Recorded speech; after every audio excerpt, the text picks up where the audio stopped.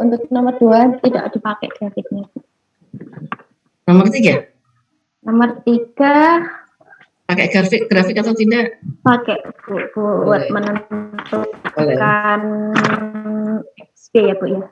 Boleh. Jadi kalau pakai grafik maka alfanya dimasukkan ke dalam persamaan Y sama dengan X dibagi dengan Y sama dengan alfa X dibagi dengan 1 ditambah alfa min 1 gitu ya.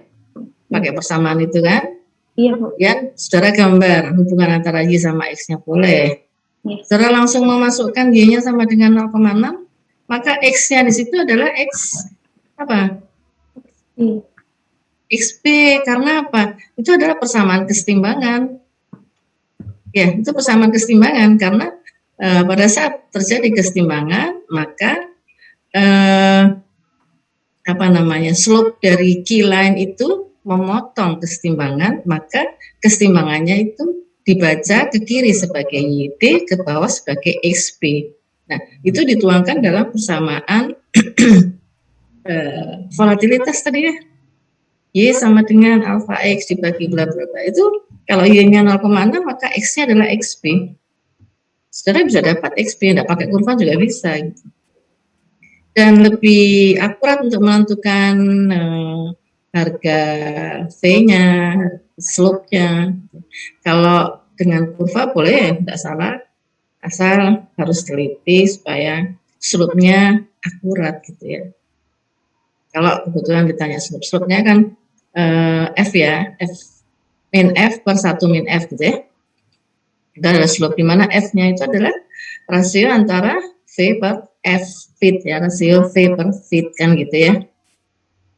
Jadi kalau dengan perhitungan lebih simpel, lebih mudah. Oke, yang lainnya, Nur Indasari ada keluhan untuk 3 soal? Ibu paling nomor 1-nya itu aja sih, tadi sempat bingung juga. Nomor 1, kenapa ya nomor 1 ya? Jangan lupa nomor 1 itu masuk pada Adia. Ya, silakan Adia, Widya. Nomor 1 itu gasnya masuk pada keadaan standar ya. Jangan masuk pada keadaan kolom. Jadi hanya 1.500 meter kubik ya per jam dibagi 22,4. Itu molnya, sudah kilomolnya. Ya. Siapa yang langsung 1.500 dibagi 22,4? Resen. Banyak atau sedikit? Atau masuk pada keadaan kolom, jangan-jangan. Ya, Odina, Resen, Ragilia, oke. Nanda, ya, alhamdulillah. Yang lainnya? Yang lainnya? Untuk menentukan Wahyu, Adinda Larasati, oke. Kemudian, siapa lagi nih?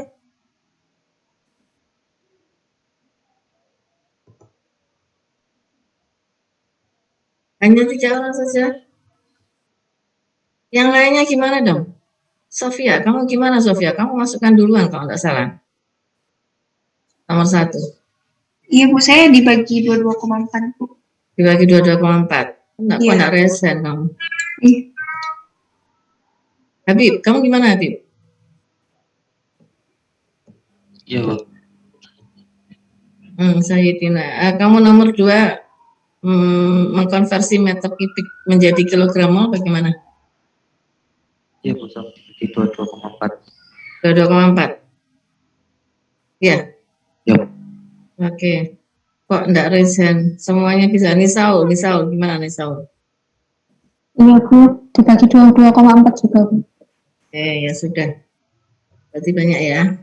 Nanti saya tinggal saya ingin bertanya Bu. Boleh, Mika. Kalau saya pakai PV per T antara ideal sama kolom gitu, boleh enggak ya Bu? Ya enggak, ya salah. Kenapa dibandingkan dengan kolom? Nanti berarti V2-nya kan beda. Hasilnya akan beda, Mega. Iya kan? Kolomnya berapa? Kolomnya 30 derajat Celcius. 1 ATM ya. Ya. Iya, Bu. Kalau Jadi ada yang 22,4-nya juga, Bu. Cuma iyalah, bandingin, iya. iya, tapi kan suhunya kan 30. Kalau pada keadaan standar kan 0. Ya, sehingga 22,4. Sudah dibagi 22,4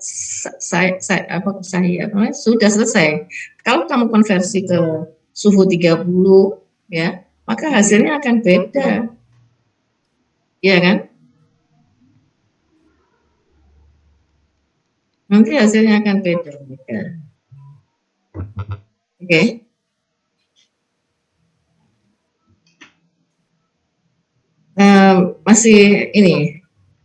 Masih bingung, Mega? Saya jelaskan atau gimana? Udah paham, Bu. Paham ya? Jadi kalau dibagi dengan keadaan kolom ya salah. Amani gimana, Amani? Saya mau tanya Bu, keadaan standar yang dimaksud apakah masih menggunakan satu ATM atau sudah berganti ke satu bar ya Bu? Satu ATM, satu bar ya mirip hampir sama ya.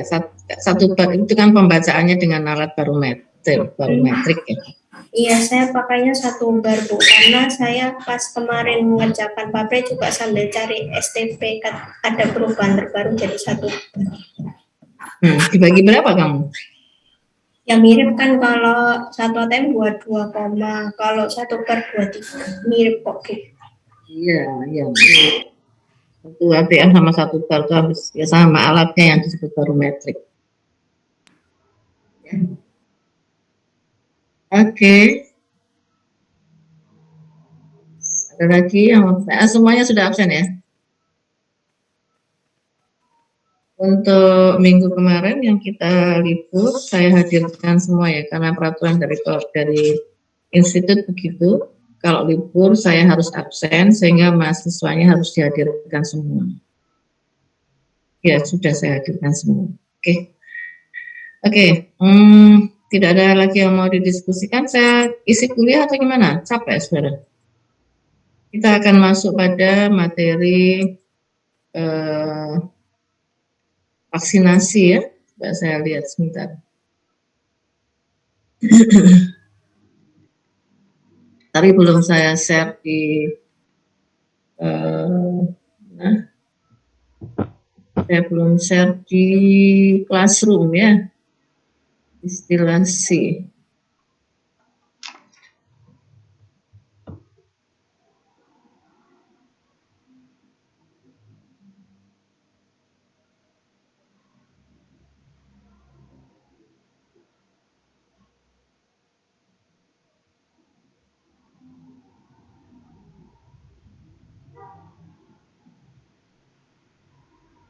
Kita sudah sampai, sekarang kita minggu depan kita masuk pada vaksinasi.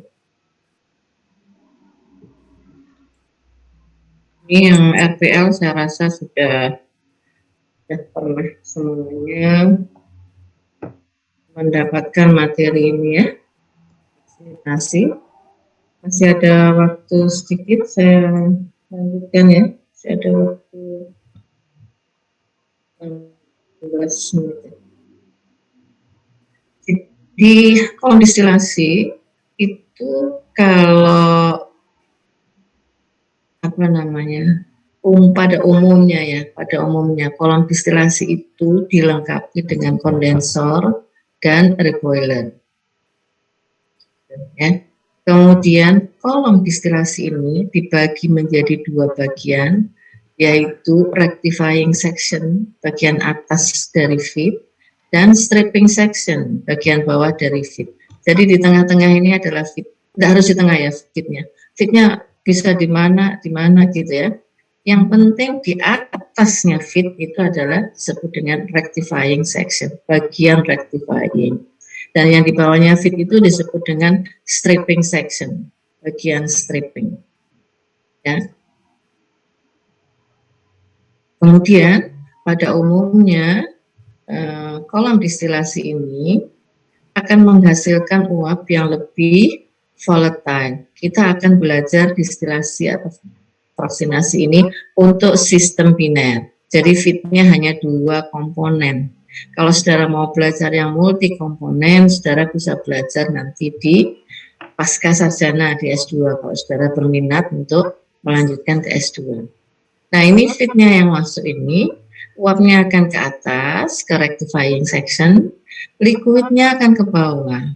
Jadi tergantung fitnya masuknya dalam kondisi yang seperti apa. Apakah dia campuran uap dan liquid, ataukah uap semuanya, atau liquid semuanya, gitu ya. Nah, itu yang penting uap itu ke atas, liquid itu ke bawah. Uap yang ke atas ini adalah uap yang lebih volatile dari 2 komponen itu, mana yang lebih mudah menguap, dia akan menguap terlebih dahulu. Nah, kemudian uapnya ini akan ditampung di kondensor. Setelah ditampung di kondensor, maka oleh kondensor akan dikondensasi, ya. Jadi uapnya ini pada suhu tertentu, kondensor ini untuk mendinginkan uapnya, sehingga yang keluar adalah kondensat yang disebut dengan distilat. Ya, distilat artinya uap yang sudah dikondensasi oleh kondensor. Nah, distilat ini menjadi overhead product, produk utama, ya, menjadi produk utama. Tetapi distilat ini tidak semuanya dijadikan sebagai overhead product. Ada sebagian yang dikembalikan ke dalam kolom. Yang dikembalikan ini harus posisinya di posisi stage yang paling atas. Kita akan belajar kolom distilasi nantinya dengan stage wise, ya. Jadi bukan dengan packing, tapi dengan stage wise. Jadi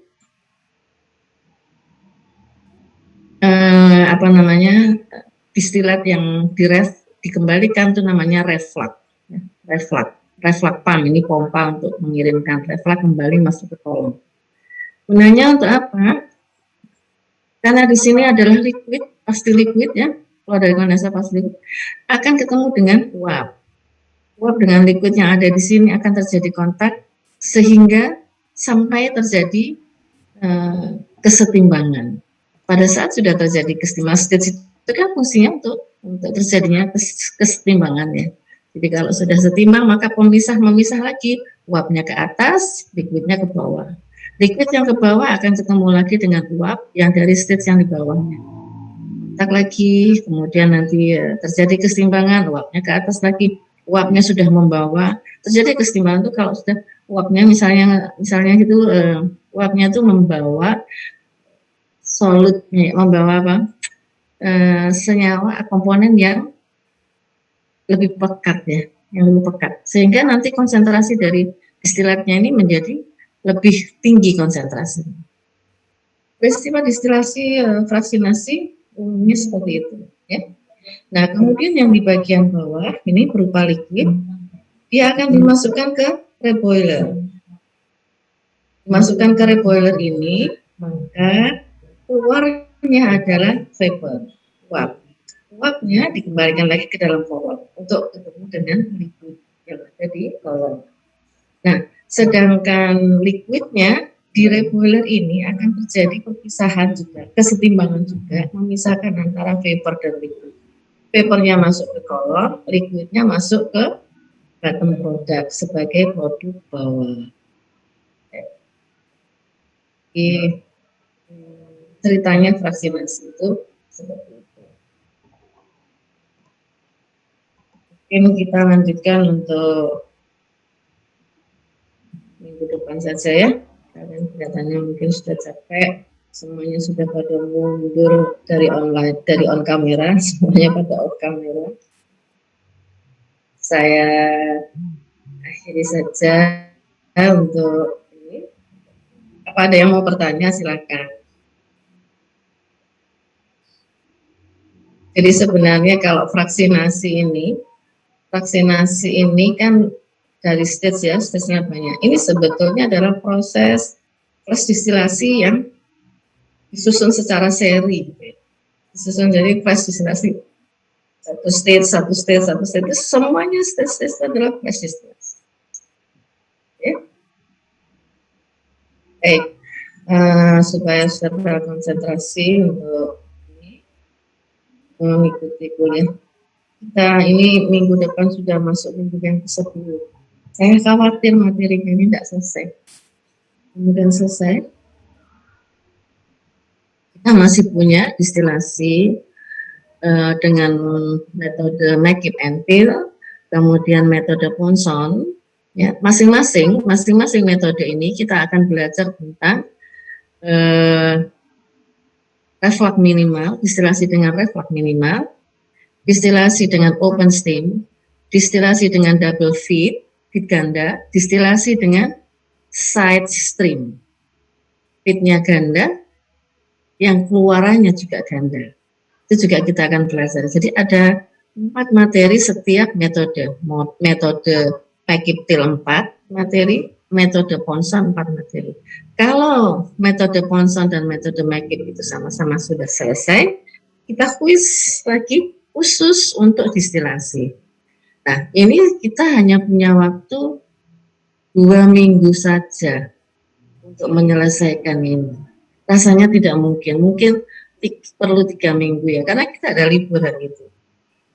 Nah, kemudian berikutnya adalah ekstraksi dan leaching. Mungkin ekstraksi dan leaching itu nanti 1,5 tatap muka atau 1 kali tatap muka, saya juga bingung. Setelah itu UAS. Artinya begini, kenapa saya merasa terburu-buru? Yang lalu itu kan UTK 3 itu 3 SKS ya. Tapi 3 SKS itu dulu sistemnya 2 SKS tatap muka, 1 SKS itu asistensi. Yang 2 SKS itu waktunya adalah 2 kali 50 menit. Yang asistensi 1 SKS itu juga 2 kali 50 menit. Jadi 3 SKS itu ada 4 kali 50 menit. Nah sekarang ini 3 SKS itu 3 kali 50 menit. Ya sampai menggah-menggah seperti apa ya? Ya saya merasa sangat terburu-buru gitu ya. Nah saya hampir setiap semester selalu mendapat tugas untuk mengajar UTK 3. Jadi merasakan perbedaannya. Ya. Oke, saya tidak bisa memaksakan saudara untuk mengikuti kuliah dalam keadaan sampai mungkinnya. Kita akhiri aja minggu depan bawa Excel-nya supaya kalau saya bilang coba gambar ini, saudara langsung bisa gambar, langsung bisa mengikuti gitu ya. Mengikuti dengan cepat sehingga saya bisa cepat juga menjelaskannya. Oke. Baik, ada pertanyaan sampai di sini? Ya silakan yang ke kamar kecil ini ada Afif, ada Amani, ada Habib. Baik, kalau tidak ada pertanyaan untuk pertemuan hari ini ya saya cukupkan sampai di sini. Selamat sore. Saya berharap wisatanya ini nilainya semuanya bagus ya. Saya berharap ya, sangat-sangat berharap saya. Karena mahasiswa yang tidak terlalu banyak, ideal sekali ini 27 atau 28 mahasiswanya. Untuk saya ini adalah jumlah ideal ya untuk mengajar ya. Kalau sudah di atas 30 itu maksimal saya dalam mengajar. Mudah-mudahan bisa menerima dengan baik semua. Ini dan saya juga mudah-mudahan semuanya baik. Oke, saya akhiri sampai di sini. Selamat sore. Assalamualaikum warahmatullahi wabarakatuh. Saya N ya. Waalaikumsalam. Terima kasih Bu. Terima kasih Bu. Sama-sama.